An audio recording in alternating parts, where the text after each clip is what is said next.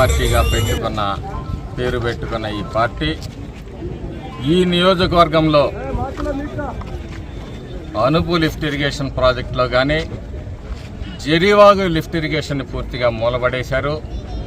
అలాగే మరి పేట సన్నెగళ్ళ దగ్గర లిఫ్ట్ ఇరిగేషన్ ప్రాజెక్టు మూలబెట్టారు. డబ్బులుండి కూడా ధర్మవరంలో మరి ఆ ప్రాజెక్టుని మూలబెట్టారు. అంటే ఇతనికి సంపాదన మీద ఉన్న దృష్టి అభివృద్ధి మీద లేదనేది స్పష్టంగా అర్థమవుతా ఉంది. మరి మొన్న ఈ శాసనసభ్యుడు ప్రకటించాడు, ఓడిపోతే శాశ్వతంగా రాజకీయాల నుంచి తప్పుకుంటాను అని చెప్పేసి. మరి అతనికి మాట తప్పటం, మడమ తిప్పటం అనేది మరి అలవాటు. చూద్దాం ఏం జరుగుతుందో అనేది కూడా వేచి చూద్దాము. మరి దుర్గి మిర్చి యార్డు ఒకటి ఉంది, దాన్ని ఇసుక డంప్ యార్డుగా మార్చాడు. ఇక్కడ పూర్తి స్థాయిలో మిర్చి లావాదేవీలు జరిగే విధంగా, ఈ రైతాంగానికి మేలు జరిగే విధంగా చర్యలు తీసుకుంటాము.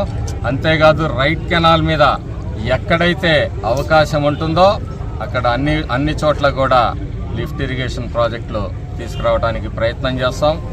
అప్పుడే సమాజంలో అందరికీ మేలు జరిగినప్పుడే సామాజిక న్యాయం జరుగుతుంది. కానీ బస్సు యాత్రలతోటి సామాజిక యాత్ర అంటే కుదరదు.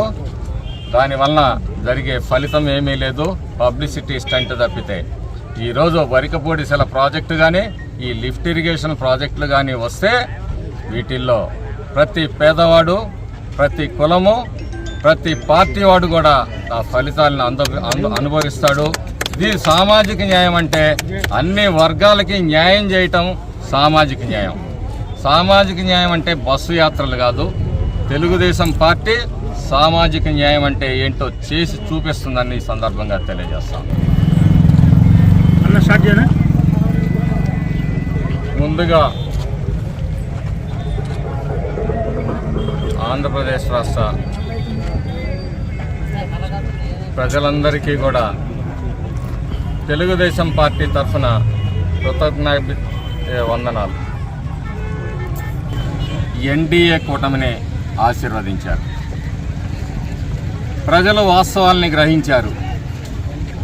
ప్రజలు ఏదైతే మరి పన్నుల బాధతోటి, అలాగే దుర్మార్గంతో, దౌర్జన్యంతో, దోపిడీ పరిపాలనే వ్యతిరేకంగా ఈరోజు ఈ రాష్ట్రానికి అభివృద్ధి కావాలి, మా బిడ్డలకి భవిష్యత్తు కావాలి, ఈ రాష్ట్రానికి సంక్షేమం కావాలి, మేము ఈ బానిస సంఖ్యల నుంచి బయటపడాలని ఒకే ఒక ఉద్దేశంతో ఈరోజు ప్రజలందరూ కూడా మరి తెలుగుదేశం ఎన్డీఏ కూటమికి అఖండమైన మెజార్టీ మరి ఇచ్చి 164 సీట్లు ఇచ్చి ఆశీర్వదించారు.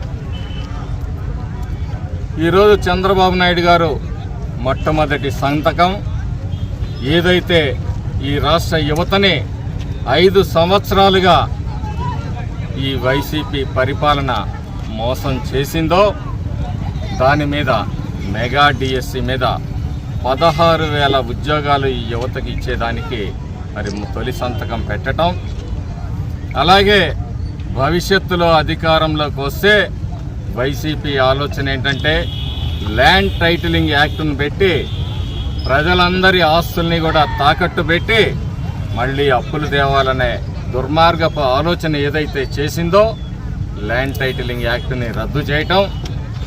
మూడవది మరి పేదలకి ఒక్కసారిగా 1000 రూపాయలు పెన్షన్ని పెంచుతూ ఎన్నికల ముందు ఏదైతే వాగ్దానం చేశారో పెరిగిన ధరలు మరి ఆర్థిక పరిస్థితుల్ని దృష్టిలో ఉంచుకొని పేదలందరికీ కూడా, అవ్వాతాతలందరికీ కూడా మొట్టమొదటి నెల జూలై నెలలో 7,000 రూపాయలు, తరువాత నుంచి 4,000 రూపాయలు ఇవ్వటానికి మరి తెలుగుదేశం పార్టీ మంత్రివర్గం చంద్రబాబు నాయుడు గారి నాయకత్వంలో నిర్ణయించింది.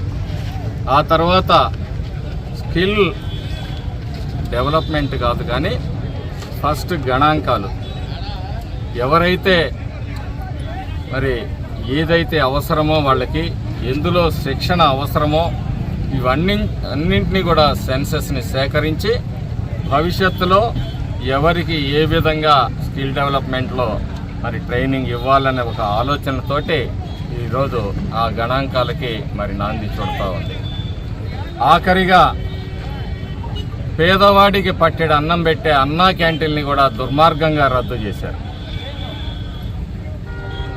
తెలుగుదేశం పార్టీ సొంతగా అన్నా క్యాంటీన్లు పెట్టాలని ఆలోచన చేసినప్పుడు కూడా వాటి మీద దాడి చేశారు.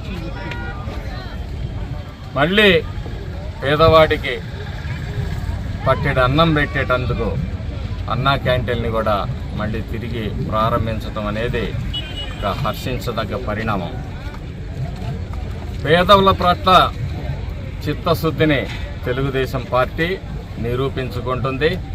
సంక్షేమంతో పాటు ఈ రాష్ట్రంలో అభివృద్ధి జరగాలి, ఈ రాష్ట్ర యువతకి భవిష్యత్తు ఉండాలి, ఈ రాష్ట్రాన్ని కాపాడుకోవాలి అనే ఒకే ఒక ఉద్దేశంతో ఈరోజు మరి ఎన్డీఏ కూటమి ఏర్పడి ఘన విజయాన్ని సాధించి ఈరోజు సంక్షేమ ఫలాలను అందించడానికి కూడా ఒక్కొక్కటిగా చర్యలు తీసుకోబోతూ ఉంది.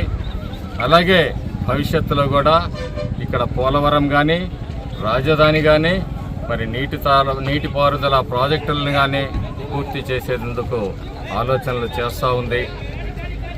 అలాగే మాచర్ల నియోజకవర్గానికి వచ్చి ప్రత్యేకించి వరికపూడిసెల ప్రాజెక్టుని పూర్తి చేస్తాము.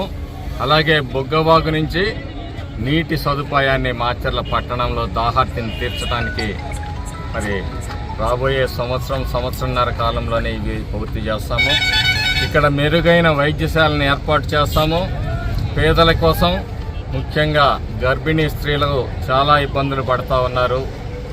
అలాంటి పరిస్థితులు లేకుండా వాళ్ళని ఆదుకునే ప్రయత్నం చేస్తాము. పల్నాడు ప్రాంతం విద్యకి చాలా దూరంగా ఉంది. ఇక్కడ వీలైనన్ని విద్యా సంస్థలను తీసుకురావటం, మరి బడుగు బలహీన వర్గాలకు కూడా విద్యను అందుబాటులో తీసుకొని వచ్చే ప్రయత్నం చేస్తాం. మాచర్ల పట్టణాన్ని కూడా అభివృద్ధి చేస్తాము. ఇవాళ దుర్మార్గమైన పరిస్థితి ఏంటంటే కనీసం మహిళలు మాచర్ల పట్టణంలోకి వస్తే మరి ప్రతిరోజు మహిళలు అనేక వేల మంది పట్టణంలోకి వస్తారు. కనీసం వాళ్ళకి టాయిలెట్ సదుపాయం కూడా 4 సార్లు శాసనసభ్యుడిగా చేసిన ఈ శాసనసభ్యుడు ఆలోచించలేదంటే ఇతనికి ఏ మేర చిత్తశుద్ధి అని చెప్పి నేను ఆలోచిస్తాను. మొట్టమొదటిగా మహిళల కోసం ఈ మాచర్ల పట్టణంలో వాళ్ళకి ఏదైతే మరి వాళ్ళ ఆత్మగౌరవాన్ని కాపాడే విధంగా మరుగుదొడ్లను ఏర్పాటు చేస్తామని చెప్పేసి తెలియజేస్తూ మేము రాబోయే రోజుల్లో ప్రతి వార్డు తిరుగుతాము, సమస్యల్ని తెలుసుకుంటాము. మరి ఇవన్నీ కూడా మా నాయకుడు దృష్టిలోకి తీసుకొని వచ్చి మాచర్ల పట్టణాన్ని అభివృద్ధి చేసేందుకు, అలాగే ఈ పల్నాడు ప్రాంతాన్ని అభివృద్ధి పదంలో నడుస్తాము. ఈ అరాచక శక్తుల నుంచి కాపాడుతాము. అనేక విభాగాల్లో దోపిడీలు ఏవైతే జరిగినాయో వాటన్నిటినీ కూడా మరి మళ్ళీ రివ్యూ చేస్తాము. దోషులపై కఠినమైన చర్యలు తీసుకుంటామని చెప్పి సందర్భంగా తెలియజేస్తూ ఈ పల్నాడులో శాంతియుత వాతావరణం ఉండాలి, ఈ పల్నాడు అభివృద్ధిలో ఉండాలనేది తెలుగుదేశం పార్టీ ఆకాంక్ష. ఈ ప్రాంత వాసిగా నేనైతే ఎక్కడా కూడా ఘర్షణ వాతావరణాన్ని కోరుకోవటం లేదు.